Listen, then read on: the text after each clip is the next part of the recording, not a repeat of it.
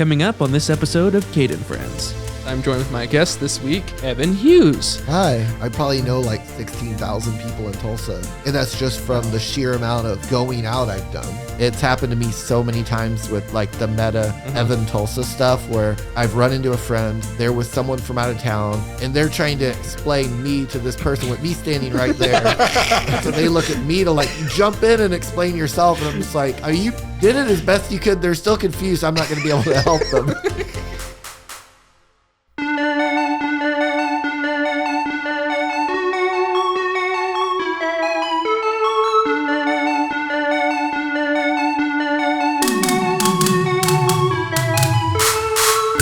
Hello and welcome to Cade Friends. I'm joined with my co-host Alex and our guest this week, Evan Hughes. Hi. Oh, Tulsa comedian, Tulsa legend, as they say. Tulsa lover, as others would say. I was hoping this was going to be like the Jimmy Fallon from SNL. Where he's like, and we're back. We can do that. Do you want to take, like, Cade, can you do that? Can we cut back? Can we just start over and you go, and we're back? Okay, sure. And we're back. Not even a camera change. No. I just, bare minimum there. Yeah. So, I mean, thank you for being on here. Thanks for having me. What do you think when people call you a Tulsa legend? I think it's way undeserved, and people should stop saying it. It's nice. It's not something that I was like telling people they should say. It's just Tulsa is like the nicest place in the world, and Tulsa will just boost you and boost you and boost you because we just have the nicest, coolest, sweetest people anywhere in the country. Yeah. So you weren't holding a sign on the street corner saying, call me a legend, Evan? No, I feel like in Tulsa, like you can't really manipulate them. Like Tulsans will give you what they think you should get, or they'll take it away. Like Tulsans decide what you are. Sometimes they give you a beer. So it's a fact. Oh. And you got a beer as well. I do have a beer. I'm glad you researched me before I came on. I was like, how much does he know about me? Does he even know I have a beer? Is that the thing that you should have brought it? This was the level of prep that we did. It begins and ends with beer. We said, all right, well, if we know something, then I think we did a lot. But let's not burn that through in the first 5 minutes or it'll look really bad. See, I feel like ongoing on this podcast is that I do not live here. Cade does. So Cade is a lot more in tune with the scene around here. And so he knows a lot of people. And then I'm just kind of like, all right, Alex, here's the person we're bringing in. And sometimes I know them and sometimes I don't.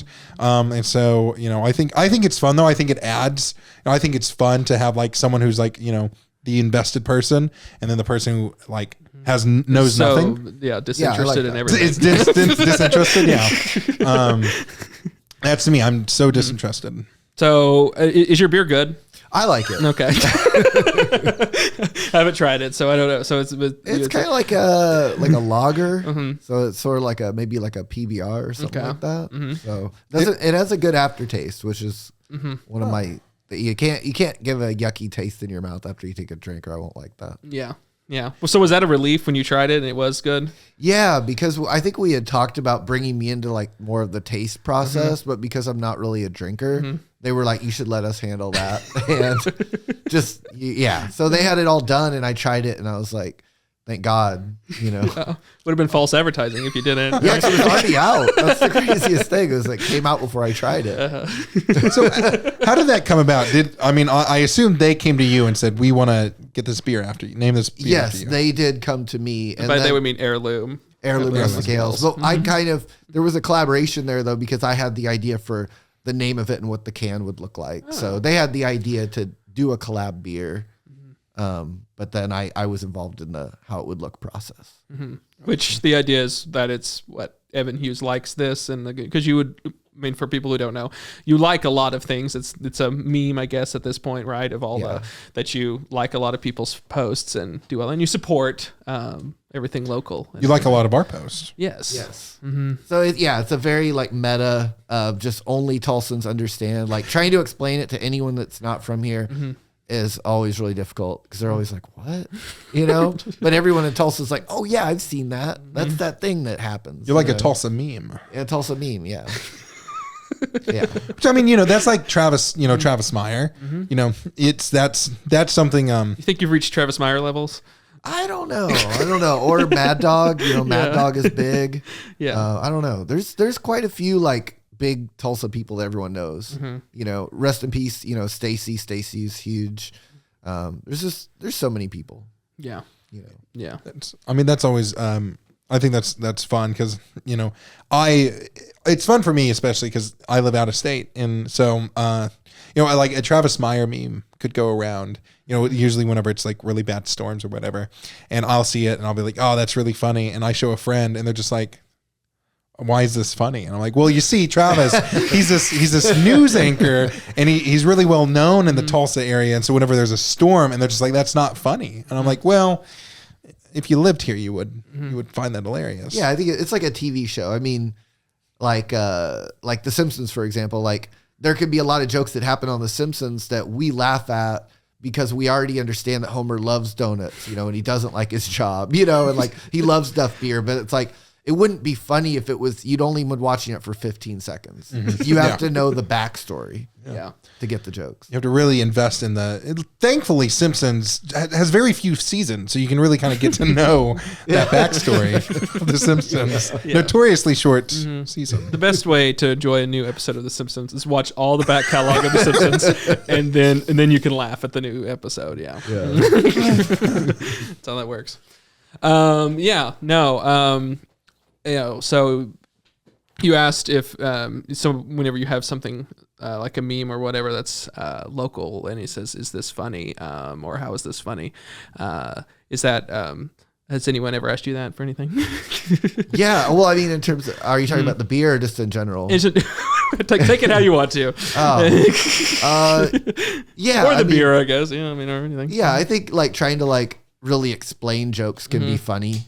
Sometimes that's the funniest part of it is like the way you explain it, so I'll try, but it is funny because it's happened to me so many times with like the meta Evan Tulsa stuff where I've run into a friend, there was someone from out of town, and they're trying to explain me to this person with me standing right there. This guy's funny, let me tell you. Yeah, and then they're not able to do it, so they look at me to like jump in and explain yourself, and I'm just like, you did it as best you could. They're still confused. I'm not going to be able to help them. It's just, yeah. So they just stare blankly at you? Is that what happened? Pretty much, yeah. Like they don't know why I have a beer. They don't understand the likes. They don't get the comedy. It's like none of it makes any sense. And kind of to me too. I don't really like completely understand it. Yeah. Do you feel like you have to keep up, like doing all the likes and all that? Do you have to? Well, what's funny about it is I'm sure I would be doing it anyway. Like that's how it became a meme because I did it for like 6 months before anything happened with it. And what's kind of funny about it is no one would ever think that they could start doing that and then it would take off. Like there's someone in Cleveland right now that's like, it's never occurred to them in Ohio. to trying to become like a Cleveland Evan because it just doesn't seem like something that would work. Wait, so I could maybe become Cleveland Alex. Yeah. You could try. I just need to start liking everything Cleveland. Yeah. Yeah, there you go. Yeah. I just don't know if it's only able to work in this one specific circumstance or if it could work in Japan or if it could work in Russia. I don't know. But half of this stuff, or I'm not, even more than half, like almost all the stuff that has to do with me, I couldn't have planned it. It doesn't even really make sense to me why it took off. It just did. Yeah. And you just have to roll with it. But I can't even, it's hard for me to even take credit for it because it's everyone else's joke. They came up with all like the language around it. They came up with like how you post it and how you talk about it. And all of that wasn't like, I was like, this is, you take a screenshot of it and you do that. Like they'd be like, well, I'm not going to do that. But everybody else, it's like someone did it once and then someone else did it after that and kind of updated like, the joke, and then someone else did it and was like, no, this is how you do it. So it's really Tulsa's joke and I'm just here. Yeah. Tulsa's joke and you're the face. Yeah. I'm just, You're the mascot. You're the flow. I'm the mascot, but like there's someone controlling me. I'm a puppet.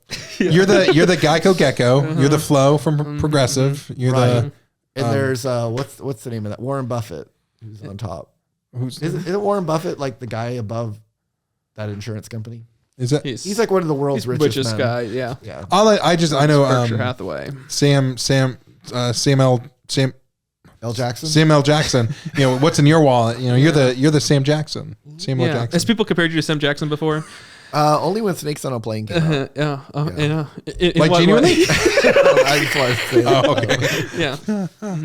What would you do if you encountered snakes on a plane? I think don't fly Delta. Yeah. That'd be your light bulb moment as the snakes start coming out. You'd be like, I should have got American Airlines.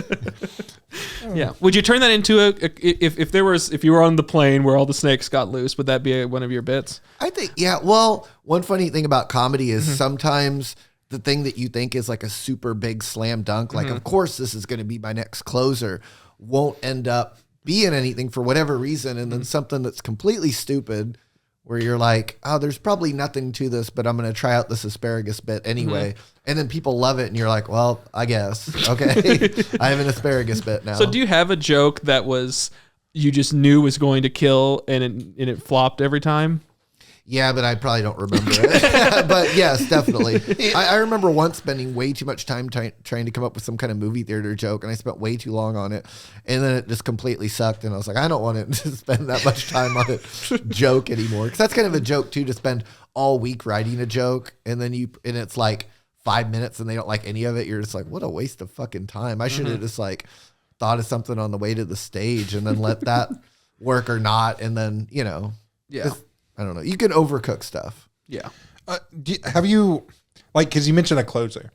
Do you ever have like, your closer prepared, you do the closer and it flops or whatever? Do you like, will you end with that closer even if it flopped, or are you going to end on like, will you extend and say, you know what, that's not my closer. Here's a different bit. I want to end on like laughter. Or will you just kind of commit and say, well, whatever. Well, people do that all the time. I mean, people will be like, oh, you guys didn't like, I got to do one more. Like that happens a lot in comedy. There's some like clubs and gigs where it's like, they don't give you, like, you were supposed to get off at that minute. And if it didn't work, like you don't have another minute to try anything else. But luckily for me, I have a lot of like little one-liners that I could just, just give me 15 more seconds and hopefully they laugh at this thing. And I can just throw that out there real quick if the closer doesn't work. But if you've done comedy long enough, you kind of know what you have, and you'll be pretty certain that they're gonna like your closer. I mean, your closer is like, that's like Oasis, like playing Wonderwall and no one liking it. It's like they're pretty sure people are gonna like Wonderwall because they know that's their song. Yeah. So you can have that level of certainty. So do you have your Wonderwall? Yeah. Good. Everyone. I mean, I think everyone that's done comedy for a while like has like. That's their joke, and that's in your pocket, and that's your baby. The scariest part about doing comedy is when you first start and you don't have like a hit song of any kind. Then you're just like, well, I have like 5 minutes of who the fuck knows. But after a while, once you've got that one or two where you're like, well, even if they think all this new stuff sucks, I'm going to bring out that one. I'm going to get my laugh, and I'm going to walk off. And on that note, did you when you first started? How long have you been doing comedy, by the way? Like 9-ish years. 9 years. You know what? Let's do this early because we have a bad habit of not doing this early. Can you tell us what were you like as a child? Yeah, what were you like? Yes, essentially, what were you like as a child? But like, what got you to the point where? Because if you've only been doing it 9 years, you were obviously doing something before that. So, what got you? What made you say I'm going to do comedy? And then what got you to say I'm going to do comedy full time? And what was that route? Or did you always want to do it? Well, I'm not really allowed to tell the full how I got into comedy story anymore because I've done it on too many podcasts. My mom listens to all of these, and she gets mad if she ever has to hear it again. So, give us the mom approved updated. Long story short, I met someone else involved in comedy, and they helped me break into it. I thought I was just going to kind of do it once, like, oh, I'll climb a mountain, one time and not become like a mountain climber. But it went well enough to where I was just kind of addicted to it because I wanted that, that approval. High. Yeah, that high or that whatever, your adrenaline goes crazy. And, but if it had gone really badly, yeah, I definitely wouldn't have done it again. But I eventually did. I think I definitely bombed my first year, but it wasn't until like my 8th show did I have like a big bomb. So I was really encouraged in the beginning where I was like, oh, I'm good. Like I got this. So by the time you had your first bomb, it was like, Oh, well, that was a one-off. I had 7 other success stories. This is just a one-off. I think I kind of needed it. There was already some people kind of talking to me about it, like, oh, you got to bomb sometime. Like, it was already kind of coming up in conversation. And I think I knew going into that one, I was like, this is probably going to be my bomb. And then it was. Mm-hmm. Can you tell a crowd is going to be that way? Yeah, I think so. There's a famous story. There's a famous story, I think, with Larry David, where it was like, he went out there and told one joke and they didn't laugh. And he's like, he just tell you, he's like, you're not in my crowd. And he's fucking walked off. He's like, fuck him. I mean, I think, yeah, you can kind of know early on. I think if you know what your opener usually does, like response wise, and then it's like not quite there. And then you're like, okay, what about the next one? And then the next one is also kind of like that. You're going to be like, in your head, you're like, oh, this might be like a tough night, like, I don't know. So that's where you have to kind of make an adjustment. If you've been kind of quiet, maybe be a little bit more louder, more energy. If you've come out big energy and they're kind of like, maybe like, bring the energy down, just kind of try to find the pulse of the room a little bit. Because every room is different. I mean, some rooms you need to bring energy into that room. In other rooms, it's like they just kind of want you to be chill with them. That's big energy isn't the vibe in every room. Yeah. Yeah. But what were you like as a child? Amazing. I thought that would explain it, but I think I had I had a sister. So I think, I probably always like competed for my parents' attention. Mm-hmm. Thank you for asking. Were you like, were you? Was your sister older or younger than 2 years younger? Okay. Mm-hmm. Yeah. That's the tough one because she's the baby then. Yeah. Good luck. Yeah. So I think that probably did doom me to a life of comedy. Trying to get attention desperately by any means necessary. Mm-hmm. Did you try to get attention any way else? Did you ever commit a crime? Oh yeah. I can't talk about it legally. Oh man. But would make such great content if you did. I know. Like the big reveal. Yeah. Especially like if we can like turn it into like a TikTok clip and like that's the only thing you guys release is my crime confession. Especially like in the Tulsa area, like this could be huge, Evan. Yeah. Remember when like that $2 million that Kaiser's money came up missing? Oopsie doopsie, that was me. Well, I'm trying to. What was the question again? What was your childhood like? Were you always fun? Oh, what did I do before comedy? Yes. No, I think I had kind of, maybe this will be like, I think this is relatable to anyone. But you get to a point in life where you kind of stop enjoying life, and you're not even really trying anymore. You're just like, life is fucking miserable, and nothing fun will ever happen, and this is all it's ever going to be. And I think I was in that mode, like living that life. And then I was just fucking sick of it. So I was trying to do whatever I could to like do anything different, have fun, get myself out there. So I started going to shows and seeing bands play, ended up meeting like a couple people. And then from one of those shows, I met someone wanting to get into comedy and then got into it with them. Mm-hmm. So it was just kind of like that Jim Carrey movie, Yes Man, where you just start saying yes to everything. Like that's kind of what happened to me. And then I ended up like backwards into comedy, but I didn't end up in comedy in the way that like a lot of people do, where they show up to open mic with an entire notebook filled out with jokes that they've been writing for 3 years. And they're trying to like get over like their fear, and they've been wanting to do it forever. Like I was never one of those people. And when I am very fundamentally different personality wise than those people, like you can kind of like, that's like a genre of person. Mm-hmm. Like, and I'm not like the typical, there's a very typical comic that if I brought you in like a bunch of Tulsa comics, you'd be like, oh, so it's this person. Mm-hmm. And I kind of stick out because of how backwards I fell into comedy. I didn't want to be a swimmer. I just fell in the pool. Mm-hmm. The pool. Luckily, you knew how to comedy. The pool of comedy. You learned how to swim. And now I'm drowning. How tragic. Yeah. The lifeguard is hot. Yeah. So you just sort of you discovered it and everything. And I really liked what you said. So how old were you when you decided to make that choice? Like 34. Oh wow. Yeah. So you were kind of struggling with, I guess, what the point of what you were wanting to do with life. Is that what you're saying? Yeah. I mean, I feel like you get to a certain age where like, and I see this so much in like friends and other people, where it's like you hit like 32 and like whatever your life is at that point, you're like, why would it be any different than this? I've been at it with it like this for so long that it doesn't seem like there's going to be a radical change at any point. But my life changed so radically, so quickly that it was almost just like completely fucking absurd. It was literally so out of nowhere. Like, I think my life went from like, I didn't even have a Facebook, which is like the most basic social media, until April of 2015. I think I released. I know, isn't that insane? God.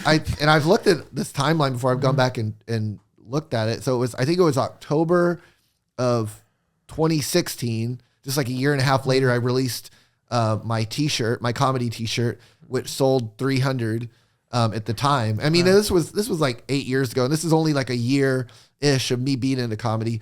You know, I get brought on to the Edge radio station, and the DJ is wearing my shirt, interviewing me. And like one of his first questions, should have done that. Oh, then we're getting tips of how to be better interviewers. Yeah. No. But that was like his first question. He was like, "So how did you become one of the most popular people in Tulsa?" And he's like asking me that, wearing my T-shirt. And I'm like, it's just a surreal moment of like, this would be like a movie where no one would even believe the plot. Like if that was in a movie, you'd be like, fake. You know, but I was like, I'm literally living how quickly I went from someone that no one knows to someone that's just like on every kind of comedy show and getting asked to do all different kinds of events, and just even going places. Like the people that were supporting me and buying the shirts were like the bartenders everywhere. It was like going to, you know, Gypsy Coffee House or, you know, Phoenix Coffee House and seeing like the barista wearing the Evan shirt, going to someone's wearing it on a food truck, someone's wearing it bartending at Sound Pony and Yeti. And it was just like, you would just see it everywhere. And it was very visible. And it was just my life changed so quickly. So anyway. Yeah. What were you doing before I assume you were like, did you go to college and stuff like that? Like, and what was your like career path right before comedy? Because if you were at 34 and you were like, oh, this sucks. What were you doing at that time? Well, I was working an office job that was really, really miserable, and it was just like the worst. You know, it was like the kind of job where like the boss is just bullying you every day, and it was just like miserable. But I didn't want to quit because it was like the only thing that was making my parents happy was that I had that one office job. They're like, "Oh, he's doing well," and I didn't want to tell them the truth that like my life was a living hell at that job every day. They know now, right? Screamed at.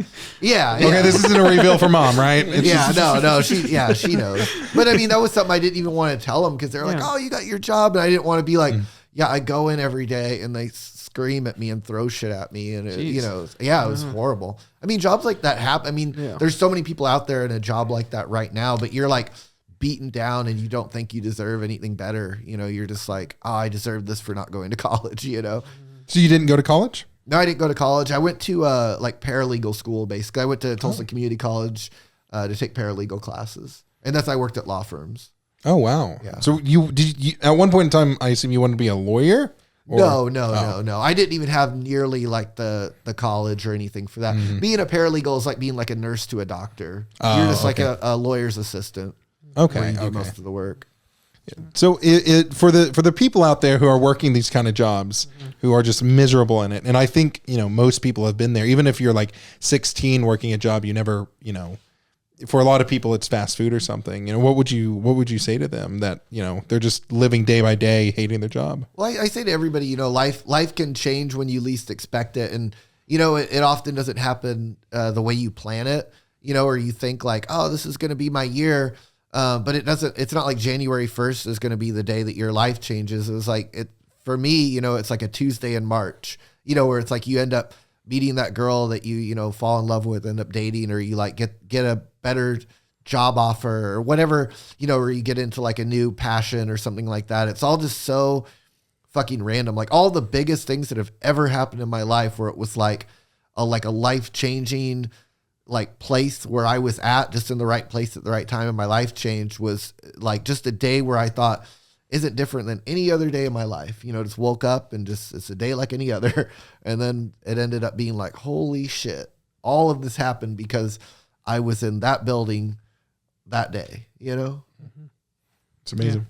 Yeah. So do you think that there's reasoning behind that, or is it just all random? I think you do. You just have to like be out and like put yourself in a position to kind of like have those things happen to you, because really nothing happens when you're at home. Because I think people kind of, they think like, well, if I'm at home, I might, get like this text, asking me if I want to be on, this big show or whatever. But often that kind of stuff just happens when you're like out there in the wild, and you just kind of meet the right person, and that person leads you to this person or leads you to that person. And that's when things really kind of take off. Like a lot of the really cool things that happened to me ended up happening when I was just like at a Village Inn or somewhere, like I was out and I was there for the moment to happen, I think that makes sense because, like, just in our like professional, so to speak, life, we made a cookie cutter documentary, and while we were doing this documentary, this guy who was the old curator of the museum where the cookie cutters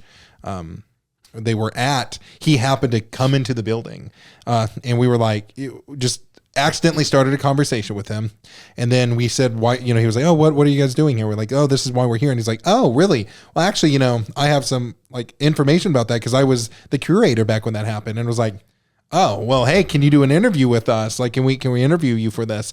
And he was just like, oh, absolutely. And it was just like, we happened to be standing at the right point in the museum. We came on the right day because he's not there every day, but he still has like a bit of an office space. And so, if we would have not, things just happen, Yeah. And you're right. It does take being there in spots and yeah, I agree. But I think that's interesting to sort of, you don't equate any sort of reasoning to that, any sort of karmic or cosmic reasoning for that, or do you just think it's all chance? Well, it's kind of funny, like if you look back at some of my social media, you've probably seen there's the post where I played the mayor in the rap video Reparations. Like that kind of came about, I felt like, because I was attending a lot of local rap shows, and they kind of appreciated that I was coming out, and I did a comedy show here and there with some rappers, and I got a message one day about playing that role in one of the music videos. And I think something like that was probably given to me because I was, it could have gone to another comic, but I'm much more visible and they're aware of me. Whereas people might look at something like that and it's like, well, why'd they choose Evan? It's like, they know Evan. It's like, they don't know you. A lot of your opportunities can't come to you because people don't know who you are.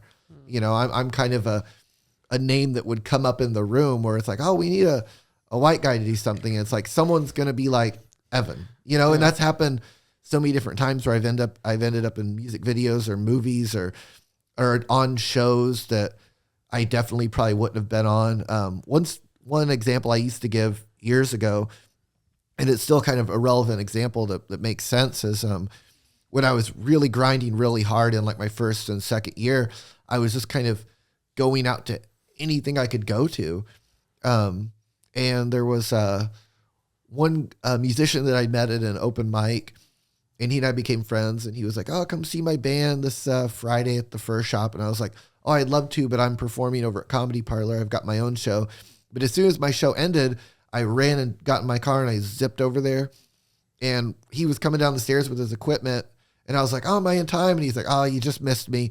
He's like, thank you so much for trying to come to my show. And I was like, dude, of course, He's like, we should do a show together. And I was like, oh yeah, we should totally do a show. And he just gets out his phone and he set some random date with me in like July at the Yeti. And it's like, okay, we'll do this, I'll be there. And it ended up being like his tour kickoff show. And one of the guys in like the opening band was getting married, and it became like his bachelor party. And like Tulsa World ended up giving them like a piece about the band. So it ends up like in the newspaper, like my name's in the paper. The room could not have been more full. You can't even move.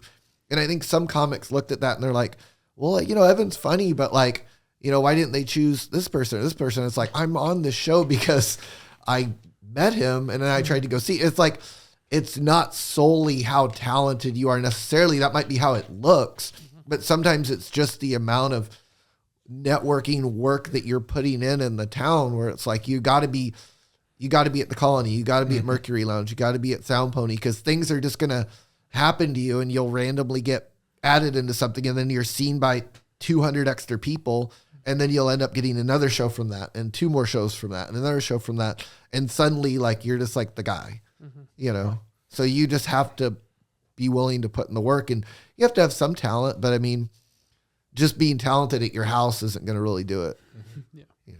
Yeah. I think that's really good. So do you find I mean, you're obviously very busy. Like you said, you're going around to all of these different spots and everything. And you have shows all the time, really. Yeah. And I don't go around quite as hard as I used to. I mean, everybody kind of needs a little bit of a break, and I'm doing, way more shows now than I did back then. So a lot of times I get a little bit more burned out, and, but I don't have to grind quite as hard as I did because more comes to me now. But that story is more advice to people. Like, if you want to do this, like, you have to get up, and maybe you can't go home for 2 years, which was kind of my story. Was like 2016. There wasn't a single night I didn't go out in 2016. Not even one night I stayed home. Wow. And it was just a grind of just like, I mean, that's how I know. I mean, I probably know like 16,000 people in Tulsa, and that's just from the sheer amount of going out I've done, So what would your schedule be like? Would it be, would you go just to random spots or would you pre-plan that or? Well, during that era, there was an era where, like if you were on Main Street where it was like Inner Circle was going crazy, Eddie was going crazy, Sound Pony, that whole street just had bars all the way down. There'd be like 11 food trucks on a Friday or Saturday. And that was a good place to like go and network and be seen. And, now it's kind of, Tulsa is way more spread out than it's really ever been, where it's like there's cool stuff happening, in Kendall Whittier, in downtown, and, kind of all over. So there's less like the spot to be now. Now you have to travel around a little bit more and kind of make appearances everywhere. But I forgot where I was going with that. But I'm doing so many of my shows now where it's just like, I have my show at Vanguard, I have my show at Spotlight Theater, I have my show at Belafonte, I have my shows at Lowdown and Sound Pony and Whittier Bar and Heirloom Rustic Ales and the Racks T-shirt store, and you can see me so many different places, and that's already there's like 12 nights alone where it's like out of the 30 days in a month where it's like I'm going to be out at a show, and you can also catch me at restaurants, and I still go to bars and just hang out and stuff like that. So I still go to other people's shows. It's just, I have a girlfriend now that I live with, and I spend a little bit more time relaxing and stuff like that. But I still feel like I have just as much upward momentum as ever. I mean, right now I've got a comedy special coming out. I've got, the beer just came out. There's always stuff that I've filmed or done, or a podcast, or like some kind of photo shoot or something that's always like in the works of like, it'll be out tomorrow or it'll be out in a week. Like, so I still look at myself as I'm as busy as ever, just in different ways. Now, what would you say is your like on stage persona? Do you have a persona that's different from your own, or is it just you on stage? That's such a good question. I feel like it's changed a couple of times over the years where you've tried, like people talk about like trying to find your voice and stuff like that, where I've done the whole like, and then so, kind of like, kind of reserved, like quiet, weird, nerdy, playing into that. And then I've been like a louder on stage character before, where I've experimented with like, what the fuck is up? Like I've done both of those, and I've even done some of those in the same set before, where I've kind of like came out with one and then kind of like eased into the other. And then, so I think I'm just, my friend Josh Fadum, who's like a big inspiration to me, and he's like a comic that I look up to, who's been doing it for a long time, who's a friend. He kind of talks about like, taking it from where you're at, and like however, kind of how you're feeling that day, kind of being authentic to how you're feeling. Like if you're feeling low energy, like it's okay, and you're enough to do, you could do a low energy set and just make the best of it, just kind of being yourself and being real with the crowd. Like, this is how you feel tonight. And this is, don't try to present a high energy set that you're not feeling, because that's going to come off as inauthentic for you in that moment. And so like, I've kind of been true to that. Like, I feel like, the times where I felt like my energy feels up, or I feel like being big energy, like I give myself that and I bring it like that. And other times I just not in the mood to be that persona or that character, so I think I fall somewhere in between, which can be kind of hard where, just like in music, like if you're a jazz band or you're a metal band or you're a rapper, it's easy for people to identify and put you in like the category that you are, be like, oh, this is an alt comic, or what I don't know if you're familiar with what people would call like an alt comic versus like a club comic versus whatever, but I don't exactly really fit into any of those categories perfectly. I have alt jokes, I have club jokes, and I'm kind of somewhere in between both of them. And I don't really try to be either way, one way or the other. I just try to be me. You know, like these are my jokes, and if they don't fit into a certain genre, that's fine with me. If I don't fit into a genre, that's fine with me. You know, I think I've always kind of wanted to be an alien. Like I don't want to be, you know, like a white guy comic. You know, I don't want to be anything in particular. I just want to like You want to be a have Martian. my sense of humor and my jokes, and you know, not worry about what category I fall into. You know, Yeah. You kind of want to be an entity, you know, just a formless, yeah, shapeless. of course, yeah. You don't want to worry about writing a joke to fit into a certain category. Like I just in trying to make a set fall into a certain category really sucks too. I think it should just be kind of there's sets I've done where I think that night like I felt very like feeling like I'm in the mood to like be weird, you know. So I'll just be I feel weird and I want to make it a weird set and I make it weird. And there's other times where I feel like I kind of feel like a more traditional comic and I just feel like being a comic, you know? So it just depends on how I feel. Do you write out most of your jokes, or is a lot of it like, you know, like on the brain? And if you are writing them out, like how do you test those out on the stage? Do you have like your whole set and then you just kind of take a couple of those jokes and try to sprinkle them in, or like what's your method there? Because I know that, you know, every comic's different. Some come prepared and some just kind of, you know, roll with it, you know. So I'll usually like, you know, for example, like if I think of something, and like a premise for a joke, and I'll write that down in my notes. And if I think of like an angle for it, you know, I'll write down like a line I think is funny or something like that. And I'll try to, it's just like kind of clay at that point. Like it's not really anything. And you could go try it out. And, you know, I'll record my sets on my voice recorder on my phone. And I'll go back and listen to it later. And sometimes there'll be like a particular line that they like and like lines that they don't respond to. And then you'll try to kind of like add a little more to it next time you take it out there. And like eventually you'll have like a couple different, you know, I'm trying to think of the right way to explain it. I mean, I feel like you guys already get it, but like on a subject, you know, like I had, like I wanted to talk about Oktoberfest. So you go do like your little Oktoberfest joke and it's like a couple different like things that you think are funny about it. Maybe they only think like one thing he said is funny. You could end up just having it be kind of like a one-liner, like I'm just going to say that thing and then move on. Or you can keep trying to add to it and add to it and add to it. It just depends on how much time you want to put into it and how much you think you can get out of that one thing. I feel like I work better in kind of a short form. Like I kind of like to like present something and then it's like, you guys get it. And then on to the next thing. Like I never stay on to anything too long. I have very few jokes that have like a whole bunch of stuff that I put into it. Like certain comics have like a long story and it has so many twists and turns. Like I'm not really that style of comic. And it's just not my strength. How do you weave together jokes? Do you like to switch between different ones? You know, I don't do like a whole bunch of God, no, I can't even think of the word, like my transitions and stuff like that. A lot of times that's the funny part to me, is just like he was talking about this and now he's talking about this. And crowds are so smart. Like I feel like crowds are so much smarter than anyone really will give them credit for. Like even people that don't watch a lot of comedy, if you just get a room of like 40 adult human beings, like they will know where your joke is going, or they'll get what you're doing before you're even done with it. I mean, you could still surprise them with punchlines, of course, but I mean, they get what you're doing. Like they get what you are. I mean, it's kind of hard to confuse them unless you're just being like completely off the wall. But even if you're just like really weird, they're going to be like, oh, this is like this kind of comic, you know, like, I don't know.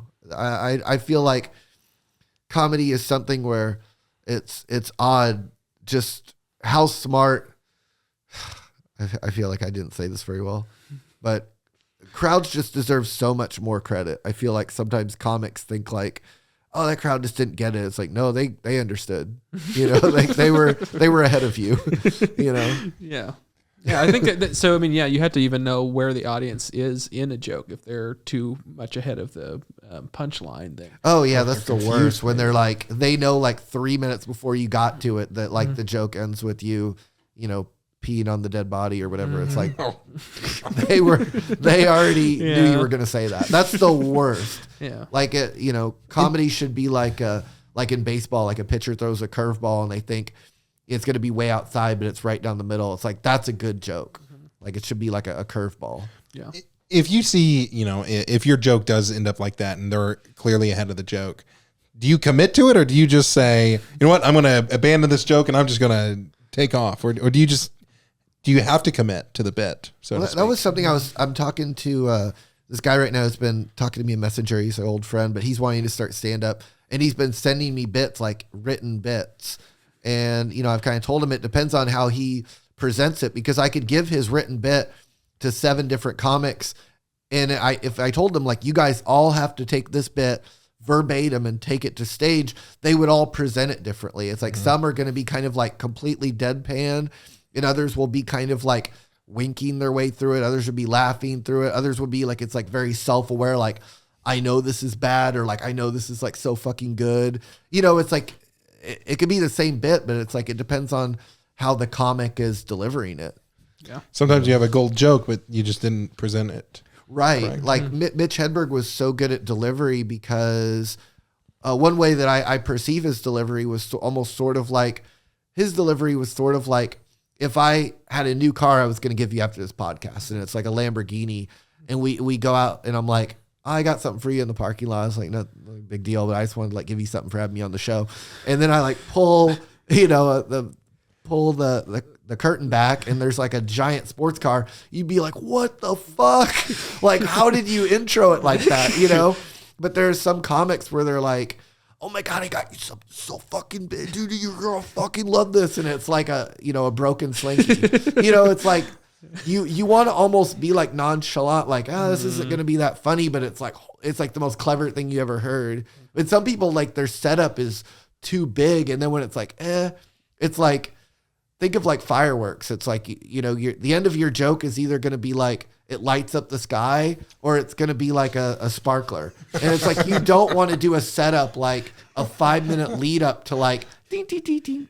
It's like if you had me waiting, think I'm going to see a firework display and that's all you got at the end of this 5 minutes. Like you made us sit through the whole description of the grocery store just for this one little, like barely anything there. But if you do like a classic, like Norm Macdonald, where it's like a long build up and then you finally get there and it's huge, then you're like, oh my God, thank you so much. So it just, the ending changes so much, I think, in how much setup you should have. Like, I think if you have like kind of a little like, that's pretty funny. Like the quicker you can get them to that, the better. Like if they only waited 10 seconds to get to that, they're going to appreciate you because you didn't make them hardly wait and waste any of their time and you gave them a little laugh. But if I have 3 minutes to set up for that, oh, fuck you. Yeah. Fuck this comic. Storytelling is so hard. I think of comedians that I go in and watch and, they'll have they'll have like a full 5 or 10 minute funny story. And, some of them are like really funny and, you get those bits and pieces. And then some of them, it's like, I spent 10 minutes on this story just for it to end with, a snap. Well, some people say, comedy shouldn't really be storytelling. We call it that, but there should just be like little jokes every, 10 to 15 seconds or less. And then like it's a story, but it's really like punchlines. And then there's like a completed, the story ended, but you're really just hearing a long series of jokes. It's not really like a traditional, like, unless you're that good at it, like if you have everybody's full attention, like Dave Chappelle said that, comedy doesn't have to be funny the whole time. It needs to be interesting the whole time. If I'm bored waiting for your setup, then that's not good. Even when the punchline comes, if I sat there bored for 5 minutes, that's not a good set. Yeah. Yeah. Yeah. Wow. And has doing stand-up, has it impacted the way you look at the world in any way? Oh, totally. Yeah, I think you it definitely changes like who you are as a person. I feel like having met so many people over the last years, when I was first meeting them and them getting into comedy and then like getting to know them like a month into their stand-up or 2 months in, it's like I can even see that they've changed as a person. Like there's just something, you could take me to Bricktown or Looney Bin or whatever comedy club tonight and just take me in there and go, find me the 2 touring comics that are on the show tonight out of everybody in the lobby. And I'll walk around and I'll be like, it's this guy and this girl over here, just from body language and just like who they are. Yeah. It's just, and I've had that happen to me too. Like I, even early on, I remember being in line, like a merch line for a comic. And I got up there and I was like looking at the shirt and he's like, you a comic? And I was like, yeah. And he's like, all right, it's half price. He's like, I don't charge comics full price, but it's like, I didn't even say anything, but he was just like, he was looking at me like, it's comic, Wow. It's just one of those things. I mean, I think it even kind of like, it adds to your, like, you could be in a conversation and you're sort of like, am I bombing? Am I killing? It's just sort of like, it's a weird way to see the world, Yeah. So do you feel like you always have to be on? I don't. I don't think that at all.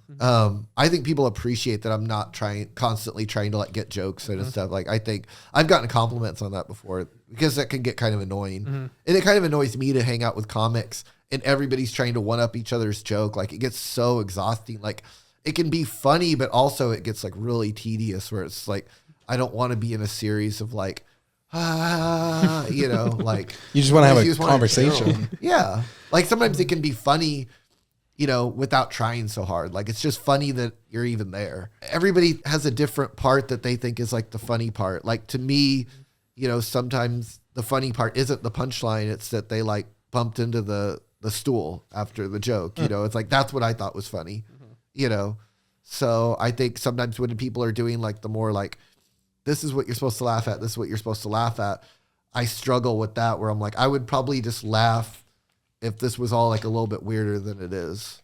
Yeah. We weren't all trying so hard. Yeah. And so, I mean, it sounds like pretty much anything can inspire a joke from your perspective, right? Oh, definitely. Yeah. I mean, I think there's definitely like comedy in everything. You got to take so many notes and it sucks sometimes because you don't want to be the guy constantly getting out your notepad in a conversation to like write down something you just said. It's like the most like awful feeling in the world. I'm just like, I thought that was so funny and you laughed and I'm gonna write it down. I've had people, be like, oh, you're writing that down where you're saying, it's like, I'm so embarrassed right now, but I have to, because this made me think of something and there might be something here and that's what I do and I need to do this right now and I'm so sorry. So do you keep a physical notepad or do you put it in your phone? No, it's all in my notes app. My notes app is like insane though. It's just like, can tomatoes talk and stuff like, it's just like, why did I think that was funny? And then I just have to look at the time and it's like 3 a.m. I'm interested in that one now. Yeah, I know. Let's follow that through. So was it can tomatoes talk? Is that what you said? Yeah, that's not a real one, but it could be. I've written down weirder stuff than that, I promise. So do you create a new note every single time or is there one note page that's just that's like a great jokes? Question.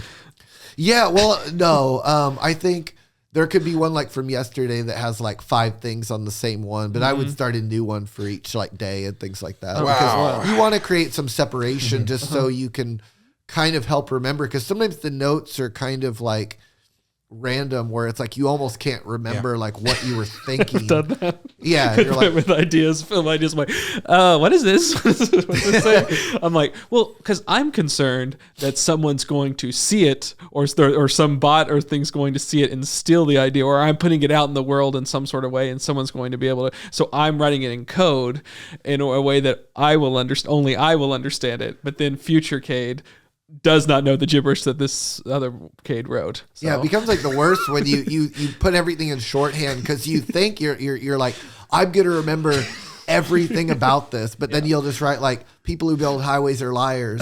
But you're like, why was that fight? Like, who was I with? I was with someone. I was with Jared. Jared said something, and then I wrote that because you don't want to sit there and write the 3 paragraphs. Yeah. So you just try to do shorthand and. You really sometimes screw yourself over pretty bad. Yeah. Then you have to call Jared and say, Jared, what does this mean? And he's like, it wasn't me. You know, like, fuck. Does this mean anything to you? People who build highways are liars. Oh yeah. So is it mixed? Sorry, I'm obsessed with this notes app now. So is it mixed in with just other random notes in your life? 100%, dude. 100%. Mine's all like booking and stuff too, where it's like this show, these comics are on it, like the state and other like random notes. But you could tell pretty quickly what's a comedy note and what's not. It's actually, and I mean, you should be ideally like taking those to the stage within like a week and like either deleting them or like adding to them or like, you know what I mean? Like I have super old notes in there that I just need to go back and clean out of there. But you know, there may come a point if I get really fucking bored, I'm on an airplane or something, I might go look at notes from like 2021, but almost all the time there's like a reason why that didn't work or why nothing happened from it. You know, it might as well just be deleted unless it's funny to have it in there. Like the randomness of it, you know, I'm like, God damn, I really did write that at like 2 a.m. And it was so fucking stupid. It never became anything. Are you able to see how many pages of notes you have in your phone? Or does it tell you that? It's in the thousands, guys. Okay. Easily. That's, dude. Oh my God. That's even, God, that's impressive. Yeah. I think every comic has that, I bet. That makes sense. They don't have the real book, you know. I use my notes app for everything, and every now and then I'll just scroll through and I'll just see pie, or you know, like I made a slight grocery list, but it has one thing on it, and so you know I could only imagine if I was a comic, you know, I have what my notes 931 notes is what I have. Hey, see, and that's not a comic. Here, and I've probably cleaned mine out not that long. I would love to hear how many notes you have. Let's figure it out. Let me see. I only have. Hold on, it's updating. It says 920. That's not that bad. There It's we not go. bad. I've been good about deleting them. Like if I go up and I've done everything I've written down that week or from that weekend or whatever, and everything sucks, it's just like goodbye. That's all. Swipe, delete. Yeah. So when do you decide if it's time to retire a joke? I mean, for me, all the ones I did on the special, that's good. Once that comes out, you know, I want those to be retired. You know, unless I'm doing like some random show somewhere where I, you know, definitely no one there has ever seen the special. You know, there might do some of them from the special. It's not like you could never, ever, ever, ever, ever do them again. But I want to officially retire those because they've been released on the album. Sure. Makes sense. But I think other than that, I mean, I never really retired any of mine unless I really was just like, I don't feel this one anymore. I mean, there were some that I did in like the first year where like the references became too old. Like I had like a To Catch a Predator joke, and the show had been off the air so many years where I was just like, I don't want to do it anymore because there's people that don't even get the reference. You have to build that into the joke. Right. Okay, so Catch a Predator, Chris Hansen. And I just didn't feel, I was just like, it's just not like, it was like, it felt like a hot joke then. And it doesn't feel like a hot joke now, where it's kind of like if I did it, it would kind of be like feeling kind of dirty doing it compared to like how I felt back then, where I was like, this is good writing, you know? Good thing they caught all the predators, you know? It's No.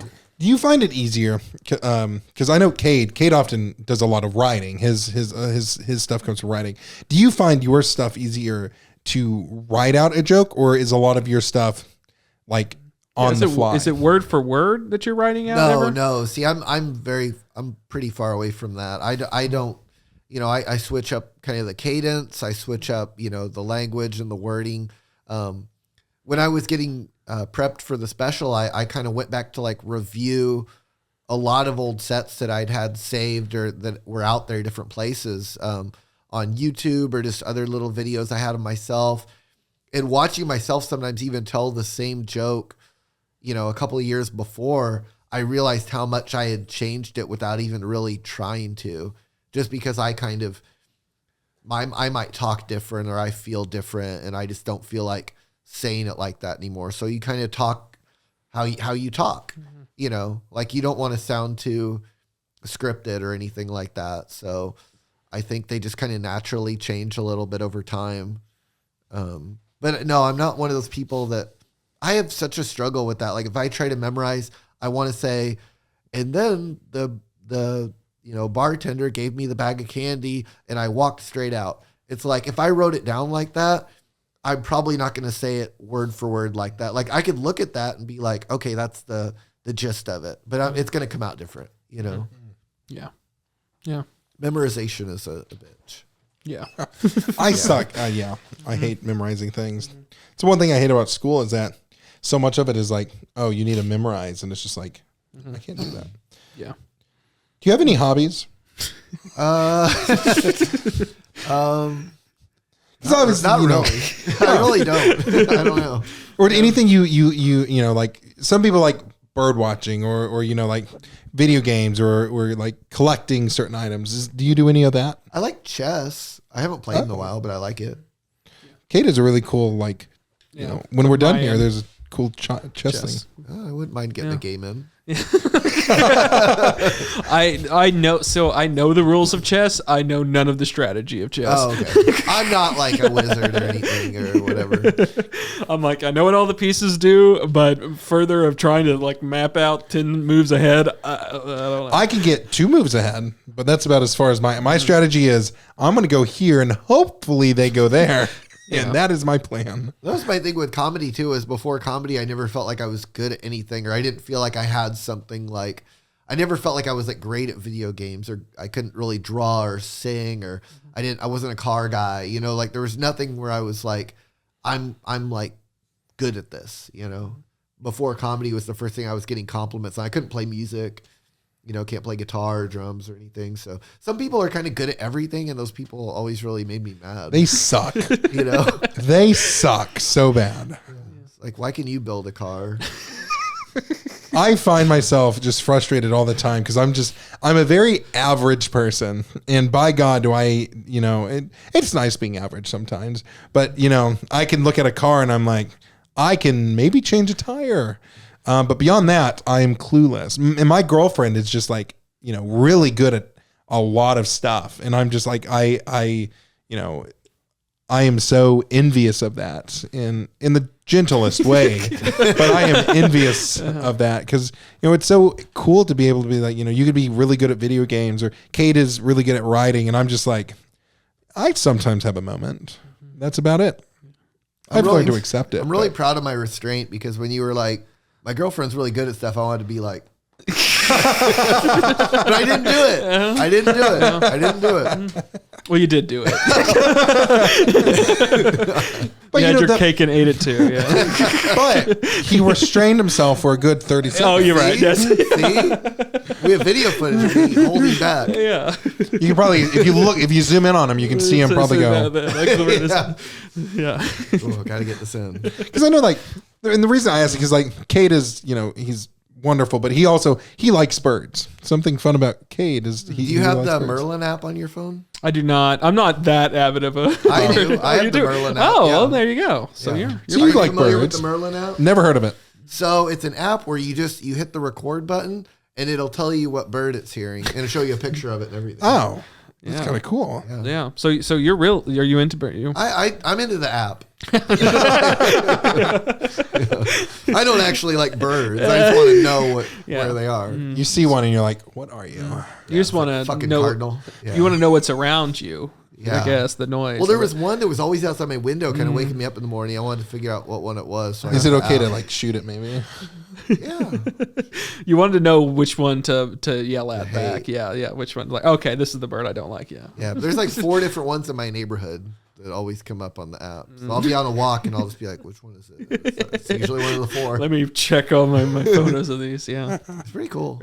Yeah. That's cool. What do people assume about you that's wrong? That I'm happy. Oh my God. Oh, I also had that assumption. I don't know. I feel like I live pretty like out there. Like I've always tried to like just live like open book, I was thinking one time this was a good metaphor that I thought of once when I was I used to work at the airport. I didn't tell you guys that yet. Sorry, I gotta drink more water. Yeah. I worked at a kiosk, and it was a kiosk where it was on wheels, and you could like move everything was like, it was open like this, like, and it would have all the shirts and stuff you could buy, and you could roll it closed and put a lock on it. Oh. Sorry, I'm gonna try to get through a story. Then make some water. And we need to take a break or anything? No, we're fine. I'll get through it. I'll get through it. Let's power through it. Yeah. So I was thinking, it was funny how, when the thing was all closed and locked up, it just looked like this, and you couldn't even tell that there was anything cool in it, but all of our merchandise and shit was still in there. And then people would just like walk by it all the time, go into their gate or whatever. But when it was open, people would like stop and just be like, and they would kind of take it in, and we had like Woody Guthrie stuff, and it was very like local Oklahoma. We had like native stuff and local music vinyls and stuff. And they'd be like, I like what you guys got going on here, and they would stop. They'd be like, this is cool. Like, I get it. Like, it's cool. I see what you did here. I see what you're doing here. And it was like, that's a very good metaphor for like human beings. It's like when you live life, kind of closed up, it's like people want to like you. They want to be interested. They want to see what you got going on, but it's like, it's really hard when you're closed, but when you kind of got yourself open where you're like, people see me and they're like, oh, he's a guy that like does comedy and he likes stuff and this and that.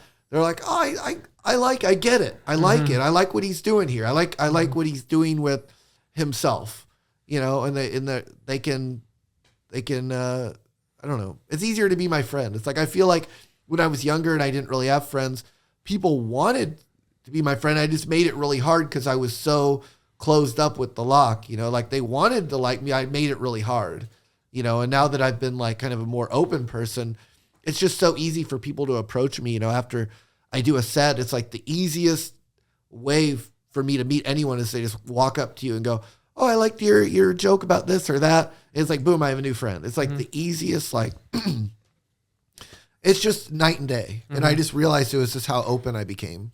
That is great. It was the different. Yeah. It's perfect for TikTok, Instagram. Yeah, there you go. And his voice cracking really made it seem like he was getting really emotional with the story. Sorry, guys. Yeah. No, I really like that. So I mean, but being so open, does that make you vulnerable anyway? Do you feel vulnerable at all?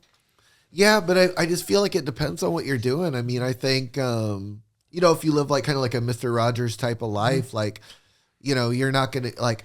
I rarely ever get that kind of hate because I'm not like going on stage and I'm like, oh, these like fucking handicapped people and these fucking people, it's like, I'm not like a punching down insult type of comic. Like if anything, I just punch myself. So people usually see that. And if anything, they're like, man, it was brave of you to tell that story because that's crazy. I'd always, so it's just, yeah, go ahead. I was just saying, I've always heard, when in comedy, you punch up, don't punch down. Right. Yeah. Attack the government, not the little guy. Yeah. But yeah, I mean, I feel like if you live an open life where it's like a good, wholesome life, it's like, where's the bad going to come from that? Like everything's going to be pretty good. Cade, what kind of assumptions did you have on him? And maybe you could say, this was my assumption, and he can like confirm or deny. We can do a little... No, I think it's. I don't think I had much of an assumption. I mean, you're a funny person, and but also, I mean, I think you're true or false, funny, funny, and you're, I appreciate, your openness, and I think that was something, you never know if person on stage is what they're like, in real life and everything, but I appreciated, when we're just talking music out there, I appreciate just you being open in conversation, being cool. Oh, thanks, cool dude. I feel like there's layers to everybody. It's just how much are you willing to put out there of your layers? Like, we know you have a bunch of layers. We know you have a bunch of layers. We know I do. But how much am I willing to tell you guys? And it's just like, I just feel the more I've opened up, like nothing really bad has come from. If anything, things have just gotten better. So I've just been willing to share more. Just so the audience is aware, before we came on, Cade has a vinyl collection, and they were just talking about the vinyl collection for like 10 minutes, 10, 15 minutes. And yeah, I didn't expect your vinyl collection at all. Like, when I came over, it's like you rarely see that, like the vinyls that you had are very interesting choices. So I thought that was like pretty cool. This is it's atypical, I would say. Atypical vinyl collection. Yeah, I mean, it's hard to find, especially around here. Whenever I go to other cities, that's where I'll look for go to look at vinyls and everything, because it is, you'll go to record shops here and it's very much like, Grandpa unloaded his country music collection, or 70s rock, or whatever. But so it is hard. But typically, sometimes like Josie's has a new wave section. It's just like one row, but it's there's a fan base, and it's also very hard to.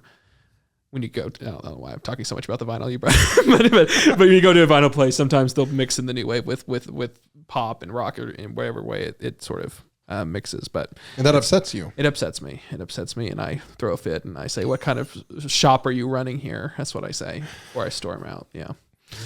Yeah. Bit of a Karen. Yeah, I turn into a Karen. Yeah, a little bit with my vinyl. Now it's all fine. I just enjoy browsing vinyl and looking around. So, and doing that. So for, what's your goals in comedy? What's like a bucket list item that you have? Honestly, the only bucket list thing I had was doing that special, which sounds crazy. I mean, I'm not done with comedy. I'd like to do another one, but that was kind of for years. That was the one thing that I always would mention, because it just kind of felt like a pinnacle. It's like no one can control being on Netflix or et cetera, being like the 1% of the 1%. It's just sort of like, my goal is to be a billionaire. It's like, come on, but like you can set realistic goals in terms of like the art you're going to put out.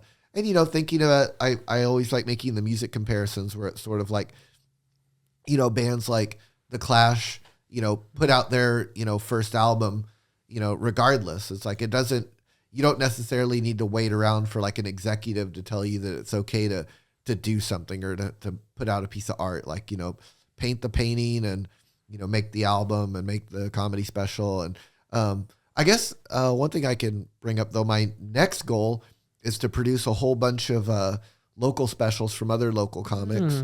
I wanted to kind of do mine first for, so many reasons. So one additional reason I wanted to do it was I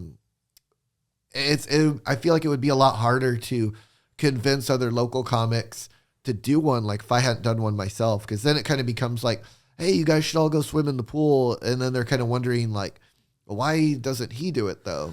Once I do it and I put it out and I'm like, hey, I did it, I think you should do it too. I kind of want to break down that wall, because I kind of found out that around the country, that's been a really big thing, is where comics are so terrified to put out comedy specials, because it is terrifying to do it, but they're even more scared of it than I think they should be. But also in a lot of markets, they don't have the access to like a venue and a director and things like that the way we do in Tulsa.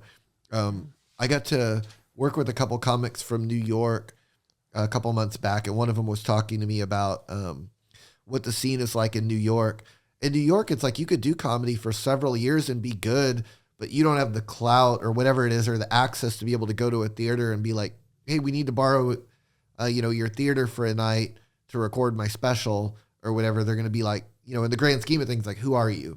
It's like no one really, like, not everyone runs these cities the way we run Tulsa. Like we have a run of Tulsa in a way that's kind of like historically insane right now. We might not forever, but right now, outside of like the BOK Center, and I did a show at Cane's some months back. Even Cane's, like, we have access to if we need it. But there's very few places where we can't do shows. Just the fact that we could have like this local comic live at the Spotlight Theater and get like a real director with real gear and real equipment and get 5 cameras on him and make it look like a movie and release it is like wild, because you just can't do that anywhere. Even if you're in Kansas City and you're really good, you probably don't have the access to be able to do that the way we do in Tulsa. So we need to take advantage of that and start producing like a bunch of local specials, because comedy, the way I look at it, it's sort of like there's all this stand-up on Instagram. There's like millions and millions and millions and millions of clips of like 15-second clips of like jokes and crowd work, and the text goes in front of the comic and stuff like that. And it's cool, but that's not really like that historical, like, it's not an album, and it's a lot less terrifying to do that too, because you're just all you're doing is finding a clip of yourself where you look cool for 15 seconds with a laugh at the end, and it's kind of grainy, and like you don't even really see your whole body because the text is going in front of you and stuff like that. It's like, it doesn't take that much bravery to drop that clip, but to drop a 30 minutes or an hour of you, like flaws and all, where people can kind of pick apart your work or be like, you know, the opener joke was great. The first 10 jokes were great, but then these 2 jokes in the middle weren't that good. Like, once you put out everything like warts and all, like that's kind of scary, but that's what we need to get to, you know, because comedy is frightening when you first do it. But after you do it for a while where the stakes aren't high, you're not even really scared anymore. And that's kind of not good. You know, it's like, I was scared to do comedy in the beginning, but at a certain point, if you tell me nothing's being recorded and I'm just performing at the same place I performed at 100 times, I'm not even nervous before the show anymore. And that's not good. You know, we need to get back to a place where like, you're not sleeping for a while because it's so scary that someone's going to record you on stage for an hour. So you're not sleeping. And like, that's bad, but it's good. Like, it's good to kind of push yourself to that limit. So that's kind of what I'm trying to get everybody into, because that's kind of what I went through. I mean, I didn't sleep for like a month before the recording, and then I didn't sleep a full night until Wednesday after the Friday recording. Wow. Just because of my body, I was just like, I was so tense and worked up, and my adrenaline had spiked so hard, and it was just like, just honestly like the craziest thing I've ever done in my life. Mm-hmm. Do you see yourself moving towards like a producer role, you know, like ever, like in you know, because in trying to like help push these future comics? Organize a lot of. Yeah. And I think eventually, yeah, I mean, I think there does come a certain point where like, you know, I think it's kind of cool the way, I don't know if you guys are familiar with like Def Comedy Jam or not, but like Russell Simmons, who wasn't even a comedian, you know, was like, Russell Simmons presents Def Comedy Jam.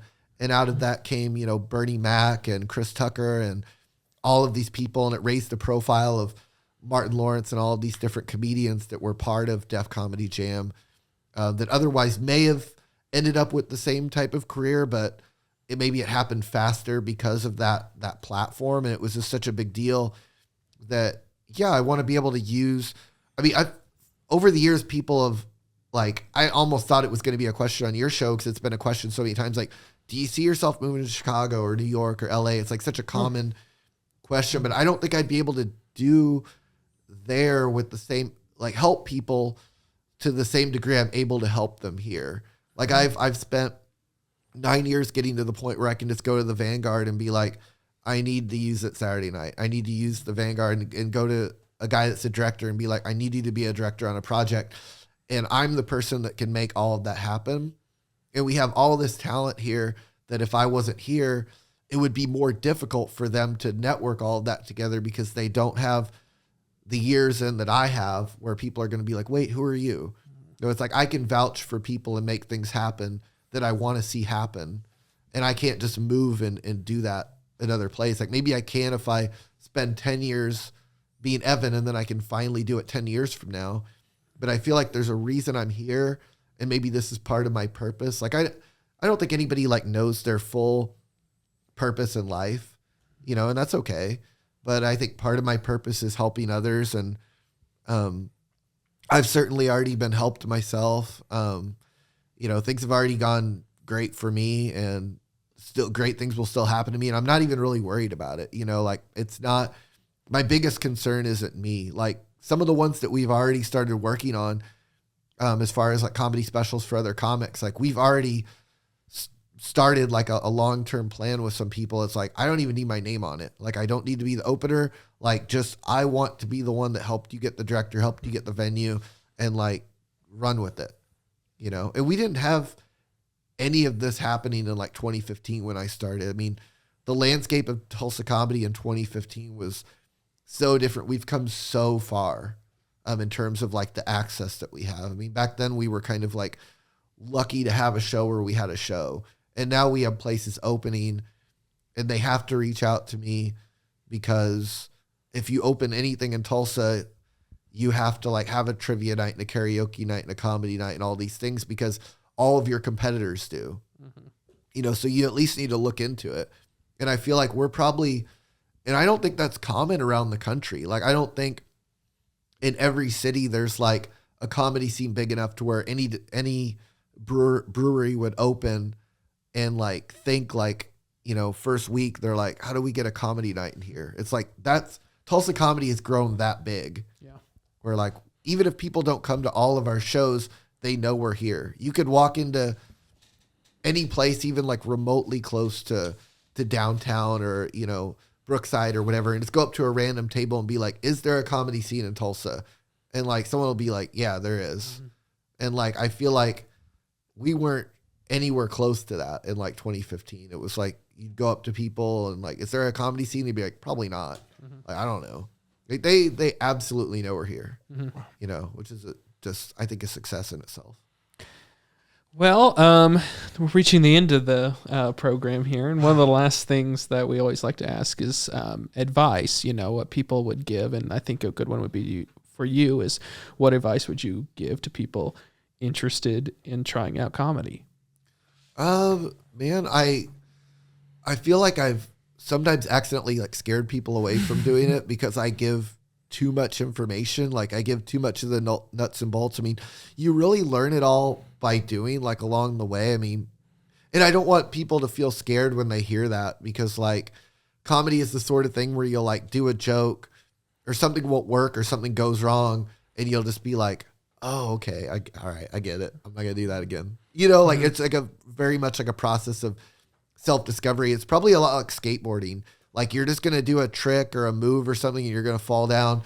And that's just the moment where you're like, oh, okay. Oh, I see. Like gravity wise, you can't like, I don't know enough yet to do that move, and comedy is very much a lot like that. Like you're just kind of like, it's very hard to learn what to do and what not to do in comedy by only watching like Netflix specials and Comedy Central and stuff, because that's similar to just like watching a Michael Jordan highlight tape and be like, oh, I just jumped from the free throw line and I dunk it. It's like, if you try to jump from the free throw line and dunk it, you're going to miss, you're just going to land weird and people are going to laugh at you instead of with you. But I think watching local comedy, if you watch a whole bunch of open mic, you can see people, and I'm not saying this in a mean way. I mean, it could be me too, but like you'll watch it and be like, you'll see it go wrong and you can figure out in your head why that went wrong.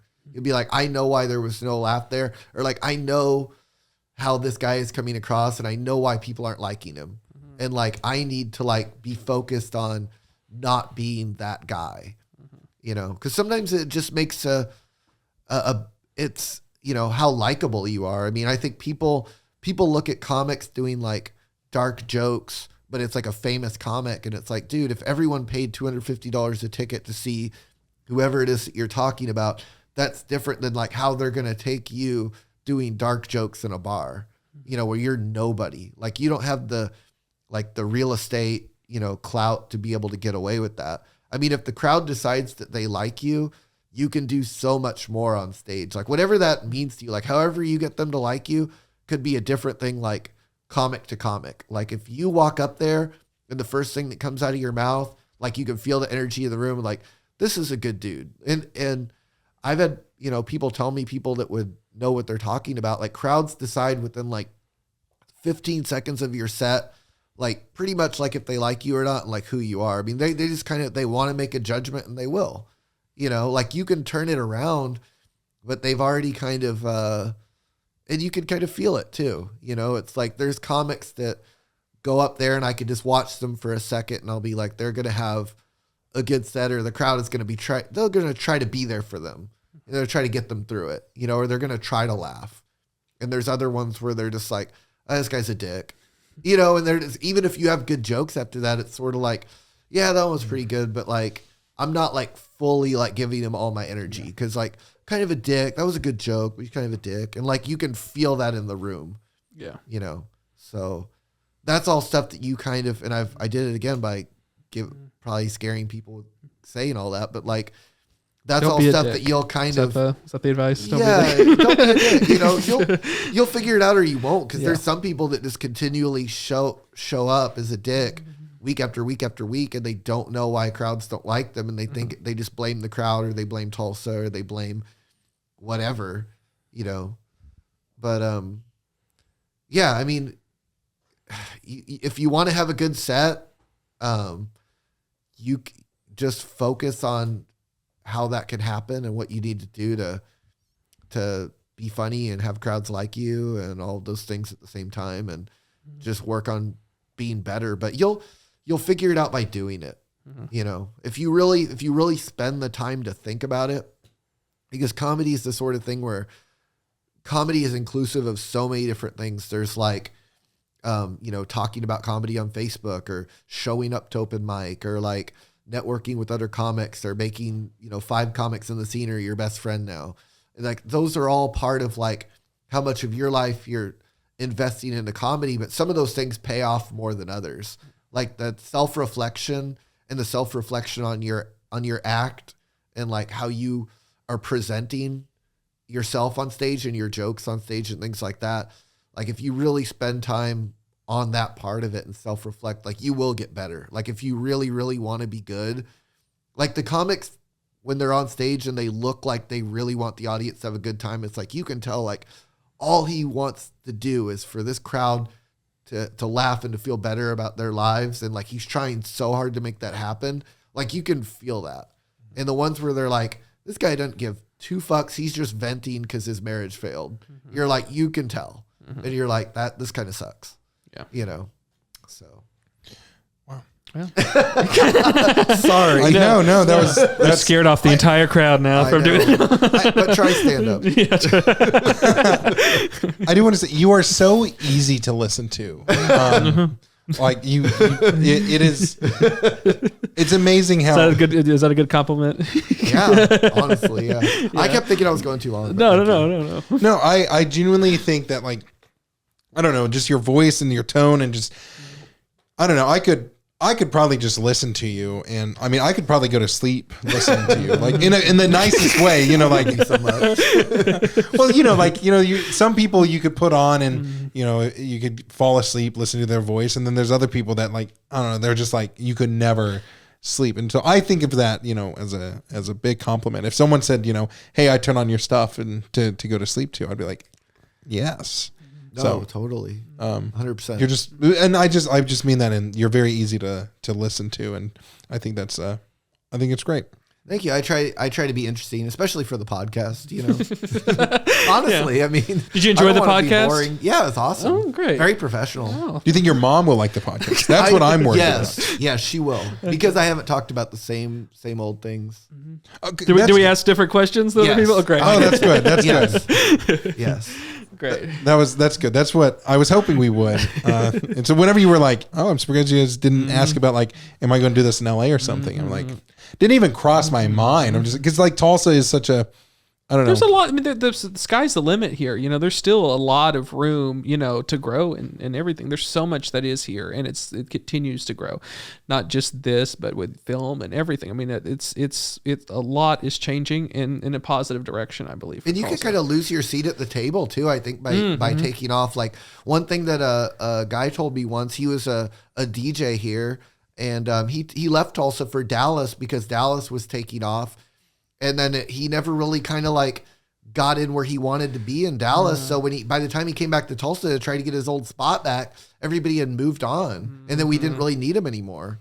Yeah. And it was like, he should have stayed. Like, if I leave my position, someone else will fill it. And then if I come back 5 years later, like, remember Evan? You know, people are going to be like, yeah, maybe, you know, but we already have the new one. Yeah. You know, the same thing with Travis Meyer. If Travis Meyer left, we would have a new Travis Meyer. And if he tried to come back, he may or may not be able to be Travis Meyer again. Yeah. We would run him out of town with our pitchforks and torches. No more Travis.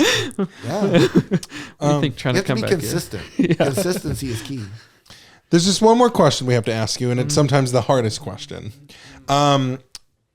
What are your socials? Would you like us to, you know, where can people find you at? Do you want people following you, and what are those? Evan B. Hughes on Instagram, and I'm Evan Hugs on Twitter, because every version of Evan Hughes on Twitter was like registered by a bot. So, but I don't really use Twitter as much, but I'm on there. And then Facebook is just under my name. Yeah, I don't like it as much now. It's the Elon thing. Yeah. I feel like it's gone downhill. Yeah. Oh, it has. It has. Yeah. I don't think that's. Do you have Elon bits? No, I have some friends that have some funny ones though. I think there is a lot there. Yeah. There's a lot of potential material about Evelyn. Yeah. So Evan B. Hughes on Instagram. Is that your main platform, you would say? It's my I think it's my favorite one because it doesn't have like a lot of drama. You know, it's just sort of like, you know, the photos and stuff, and you know, it's people's birthdays, and you know, just you know, I like it. It's chill. Do you have a channel where people, like a YouTube channel or TikTok, where people can go and maybe watch some of these clips or old sets of yours? You know, there's some on YouTube. I haven't. It's not stuff that I put on. It was just like times where I was recorded randomly. You know, sometimes in 2016 or 2018, and they're not even clips that I particularly want of myself out there, which is why the special is so important. You know, the special is to like, you know, don't watch this grainy, you know, clip of me, you know, from a phone. Like, watch this one professionally directed and edited. So I think I'd rather people watch that than watch like some of those. Sure. Yeah. But if you really want to, you know, you can go watch me in a bar 5 years ago. Well, thank you, Evan, for being on here. Thanks for having me. I enjoyed having you. That's great.